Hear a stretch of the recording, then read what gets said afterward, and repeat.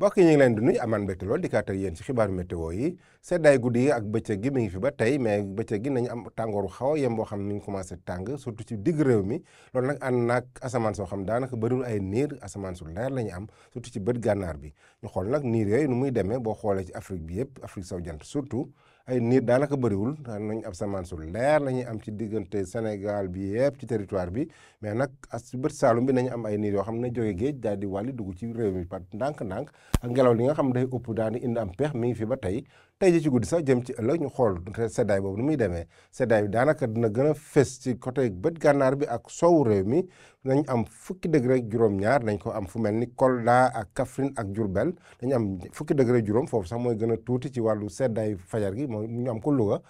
fu mel ni Thiès tamit am fukki degré juróom benn foofu tamit fajar gi dina sedd Ndakaaru sax dina am ab sedd ba tey guddi gi jàpp ci fajar gi mais nag sedd boobu ngay am dañ koy am guddi gi jàpp ci fajar gi dina xaw a néew tuuti bu ñu demee ba ci penku réew mi fu mel ni Tambacounda na am ñaar fukki degré ñett ci guddi gi ak fajar gi ñaar fukki degré benn ñu am ko fële ca Tambacounda ak Bakel am ñaar fukki degré bu ñu demee ba ci bët gànnaar bi nag dañu am fukki degré juróom-ñaar Matam am fukki degré juróom fële ca Podor donc fajar gi dina sedd lool ci gox-goxaan yooyu surtout ci gox ba bët gànnaaru réew mi bu ñu demee ba ci bëccëg gi nag maanaam bëccëgu àllarba googu nu muy demee ñu xool tàngooru bëccëg bi nu muy demee Ndakaaru daanaka duna am peex parce que ñaar fukki degré juróom benn rek lay am daanaka li ñuy am ci wutale guddi gi ak fajar gi du bëri noonu mais digg réew bu ñu duggee na am tàngoor tuuti bu ñuy am fu mel ni Tambacounda mooy jël raw gàddu gi parce que na am fanweer degré juróom-ñaar fanweer degré juróom fanweer degré ñeent ñu am ko ci digg réew mi ak gox-goxaan yu bëri boobu nag ànd nag asamaan soo xam leer na bu baax daanaka amul ay niir bët gànnaar bi yëpp diggante Ndakaaru Ndar ba côté Podor Matam foofu yëpp asamaan si dina leer bu baax bu ñu demee ba ci digg réew mi ak penku réew mi nag foofu nañu am ay niir yoo xam nañ ko am ci diggante Tambacounda ak Kédougou